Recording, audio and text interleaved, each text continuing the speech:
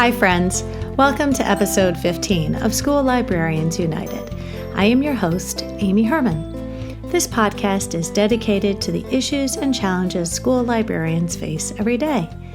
As a school librarian for 12 years and counting, I found myself asking the question, where is the podcast that'll help me do my job? I wanted a podcast which addressed the nuts and bolts of running a successful library program. I don't claim to have the answers, but I hope that this is a platform to share resources and exchange ideas.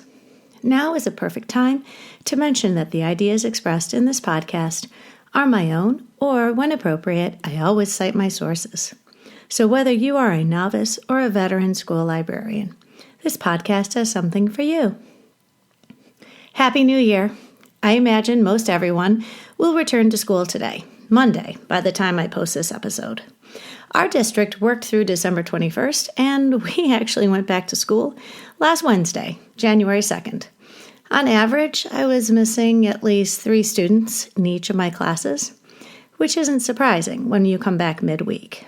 The trade-off being is that we still have a midwinter break over President's Weekend in February. I've been told that this week off is a throwback to the practice started in the mid-1970s during the oil embargo. Schools across the Midwest scheduled a week off during what has typically been the coldest time of year for us to save on heating costs.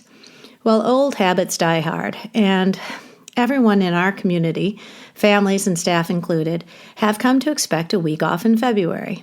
No surprise that the airlines are also happy to increase their airfare during this week as well.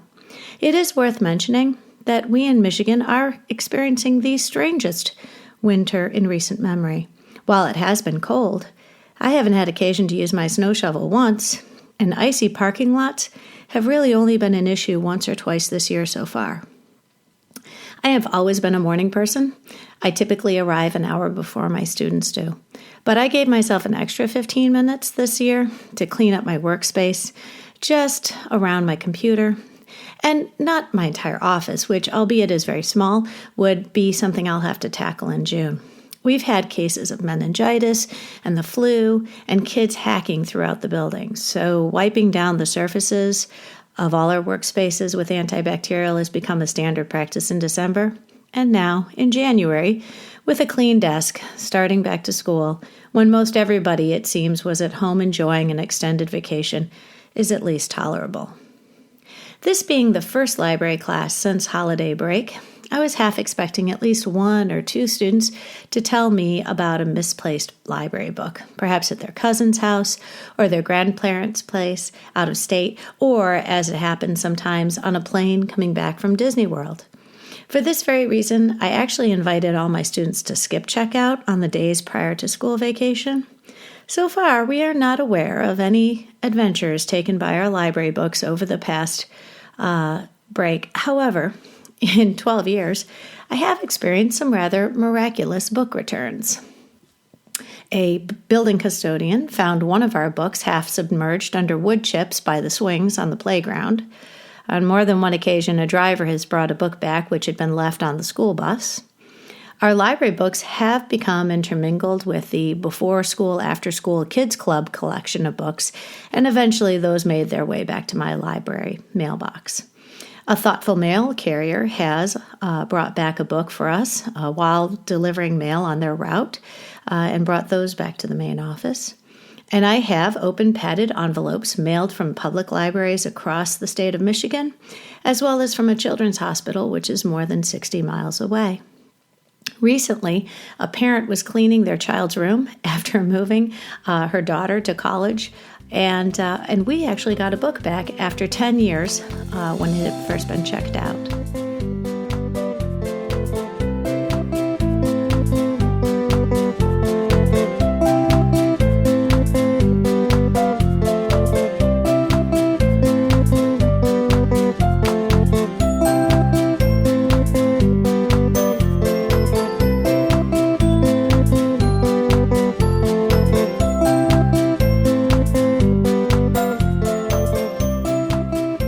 And now for today's episode.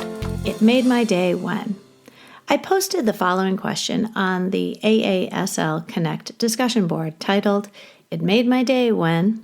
I wrote, quote, "I typically teach 6 45-minute classes and work with around 150 students a day. Try as I may, I get hung up on the negative comments, which taint the rest of the day for me. I do my best to focus on all the good that happens in my libraries. However, when I come home, I am asked, 'How was your day?' Invariably, I find myself revisiting the negative comments said to me. I'd like to devote an episode at least to that which makes our day and what we can do to encourage those experiences. Full disclosure, I host a podcast, School Librarians United." End quote. So prior to receiving the following letter, which I'd like to share with everyone, I had considered what makes my day, and I'll list them in no particular order. When my students introduce me to their parents while we're shopping at a local grocery store or at Sam's Club, they'll whisper to their parent, "That's my library teacher." And when I get a book order, which reflects the time and careful consideration, it finally arrives and I get to open the box and I know instantly which students I want to read each book first. And when arriving students' eyes dart across the bookshelves, and as soon as our lesson ends, they dash across the room to get the book that they've been eyeing. And it makes my day when I overhear a student say to a friend, "I'll show you where to find this book." And something I've shared, perhaps maybe at professional development or a staff presentation, that's obviously resonated with a teacher. If I've made somebody's job easier somehow, perhaps a tech time saver, or I've helped them improve a lesson that they teach, it makes my day. And when I find a handwritten thank you letter in my mailbox from a student for buying their favorite series, that makes my day. And when I watch my students grow as readers from year to year, and even after they've moved on to middle school and high school, I've been approached by young adults working in the local pet store, the bakery, dining in the same restaurants, shopping at Kroger's, or attending a college fair, and they'll say, "Mrs. Herman, do you remember me? I remember you." So I'm so excited today to be sharing this wonderful letter from Kat. She wrote, "I'm a part-time school librarian for a small parochial school, which was hit hard by Hurricane Michael. We had to relocate miles away while our school is being rebuilt. I lost the entire library collection and everything else in the library. It's been stripped to the metal studs and the concrete floor. Our day-to-day is so different, and everyone is dealing with new stresses, teachers, students, parents. I don't even have an actual space right now, so I have to cart books to each class I visit to check out books on a very informal basis to students. All the books are donated. Most are discards from other parochial schools around our state and elsewhere, and some are brand new. Some are from my friends and colleagues around the country. What I focus on is when I walk into a class and the kids are so glad to see me. Today, one of our second grade students on the autism spectrum, who used to be incredibly shy and didn't like to look me in the eye, came running to me, wrapped his arms around me in a tight hug, and greeted me. All of us on staff strive to bring as much normalcy as we can to our students, and the kids mostly respond positively. Right now, it's not just one thing in the day, but everything we work for together that helps us feel better. Signed, Kat. I couldn't believe the enormity of this letter. Kat has not only lost her library and its entire collection, she's lost her school. To be relocated and to try and maintain a sense of normalcy and routine for those students must be a daily struggle. And yet, school has always been, for students in crisis, a place of comfort. I imagine many of Kat's students also lost their homes and all their belongings in the hurricane. What is wonderful is the idea of Kat and her impromptu mobile library, and assembled with donations gathered from neighboring communities and individuals.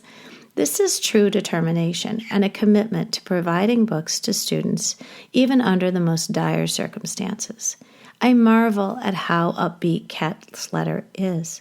Rather than losing hope, she and her colleagues are supporting one another because everyone has collectively shared in this upheaval.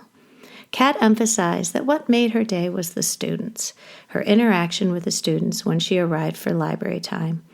It didn't matter that she wasn't surrounded by her collection. It didn't matter that the books on her cart were all she could offer for checkout. Her visit to the classroom was a treat, and the students were excited for story time to begin. I am so grateful for Kat and for her story because it helps all of us listening to this podcast to give us some perspective that we may very well have never considered. The relatively minor inconveniences of my day in no way compare to Kat and the challenges for her moving forward. How many times have I grumbled because I had to relocate to a classroom to accommodate testing in my computer lab? And how many times have I fumed because I couldn't do a checkout because our assembly ran long, or because I needed to meet my classes in the music room when the library was needed for a district meeting? Rebuilding a school, a library, an entire collection takes time and patience. I never seem to have enough flexibility or patience. It seems like an eternity when waiting to hear from my new schedule for next year, or if my building assignment has switched, or if my budget has been changed. It is extraordinary to consider how Kat and her staff have persevered in providing their students under such extraordinary circumstances. I hope listening to her story has helped you think about what makes your day.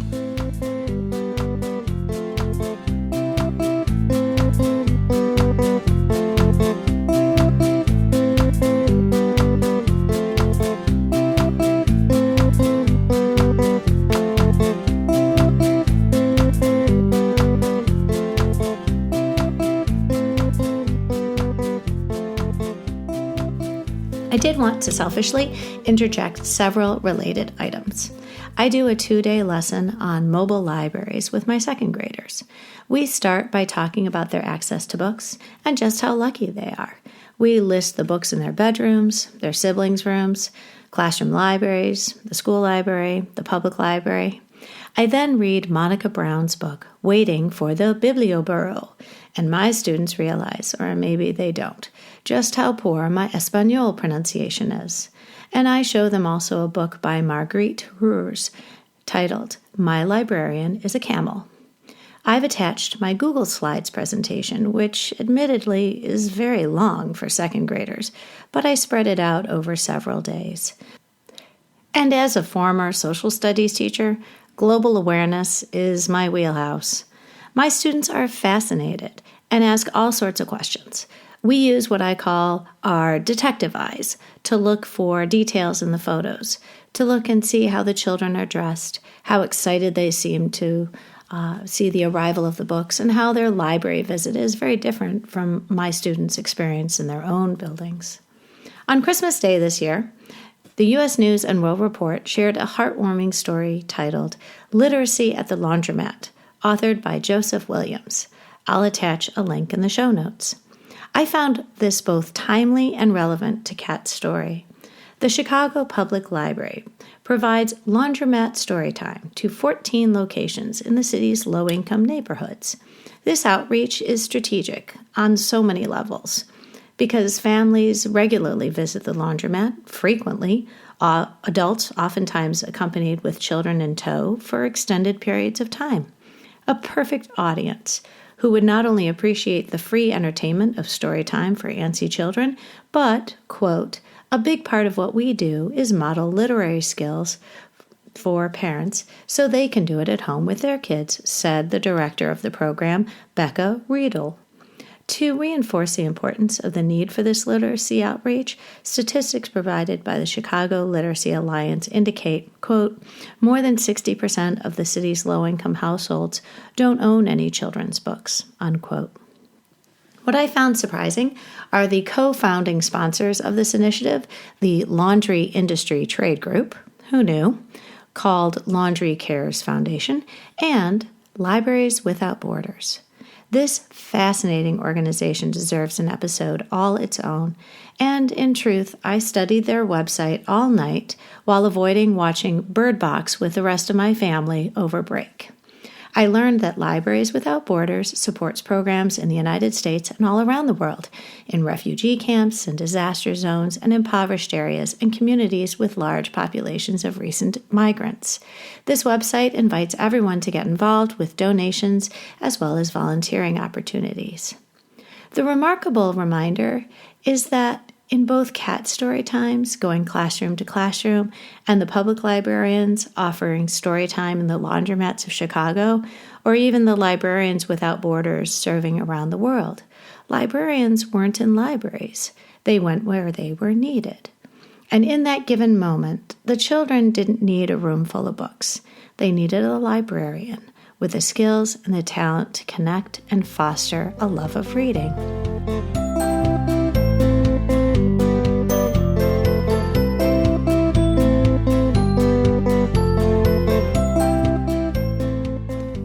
I want to close this episode with some thoughts about New Year's resolutions and some ideas as it pertains to my library. I have several goals which I think are reasonable. They're not part of my evaluation with my administrator, but these are things which I personally would like to see happen, and I'll share them with you right now. The first is to be more deliberate in promoting my library program with my staff and building and district administration, and also with the families in my school. One idea that I tried earlier this school year was an absolute slam dunk with the PTO and my principal. And I will share with you a great way to score some points with both groups. In a previous episode I gave about weeding and discarding, I mentioned the importance of identifying titles which needed replacement copies. And I also suggested that you keep the tired books on the shelf till the new ones arrive. I then took side-by-side pictures and sort of a before and after comparison and created a PowerPoint to scroll on my home page with a caption like, "Thanks for the book fair," or "Look what investing in our library looks like." However, here's the problem. I think we can all agree that posting something on your webpage is a very passive way to convey a message to your PTO and building administration. A little while ago, I decided to take a more direct approach. And after taking side-by-side pictures of the dilapidated copies next to the brand new, fresh out-of-the-box copies, I sent a short email to my PTO and to my principal on behalf of the entire library staff. I attached the photos and explained that this was one of the ways we utilized our budget, was to replace much-loved books with brand new, fresh copies. I received positive feedback from my principal within the half an hour and from my PTO president within 2 hours. Mission accomplished. There's an excellent chance the PTO will include us in their spending this year. And my building principal appreciates how judicious we are in using our budget money that is given to the library. My goal is to plan on promoting my program more and more in other ways to the people who make decisions about my program and its funding.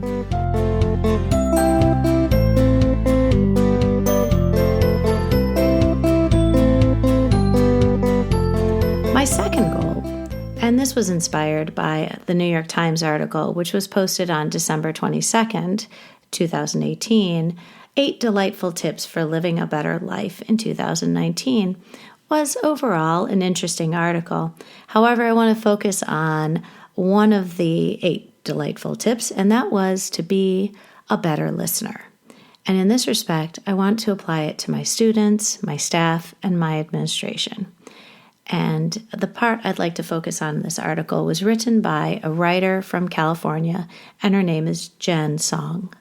She writes, "Good listeners are few and far between, and endless distractions calling us away from conversation. Hello, smartphones aren't helping.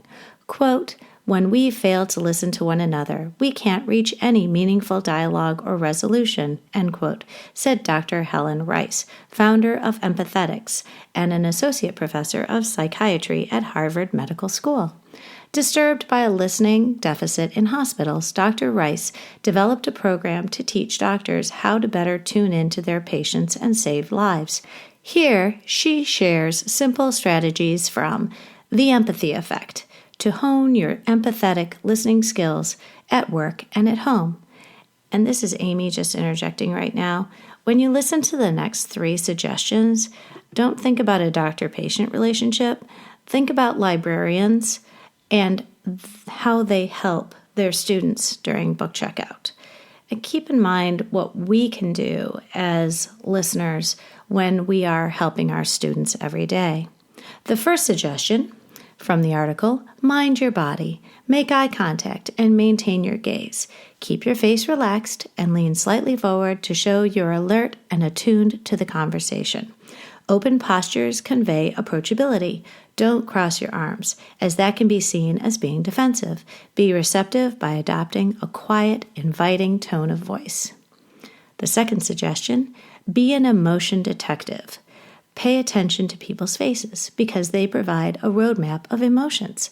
Subtle signs like raised eyebrow or lip turn can reveal feelings of disgust, anxiety, and joy. If you don't watch closely, you can miss important clues to their state of mind. And lastly, make a connection. Be present. Ask open-ended questions. And most importantly, don't interrupt. Show genuine curiosity in the story being shared. After all, as humans, we all want to be heard. This is Amy. I thought that was a wonderful set of recommendations, whether you are a physician in a hospital setting or a doctor's office, also the business setting, and really in any sort of opportunity where people have to listen to other people's needs, and especially in our libraries. Regardless of the age of our students, we all could take a lesson from those 3 pieces of advice, because being a better listener will make us more effective as librarians and allow us to serve our students and our staff better. I would like to thank you for listening today. If you found this podcast helpful, please subscribe anywhere you get your podcast. Share this podcast with other school librarians in your district and with your PLN. Consider leaving a ratings on iTunes, as it helps other school librarians learn about this podcast. I would like to thank Nazar Ryback at hooksounds.com for the music you've heard today. And as always, I invite your feedback and contributions. Please email me at schoollibrariansunited@gmail.com. You can also find me on Twitter. The topic of the next episode will focus on our collection and our purchasing decisions regarding when celebrities and politicians become authors. I hope you will tune in.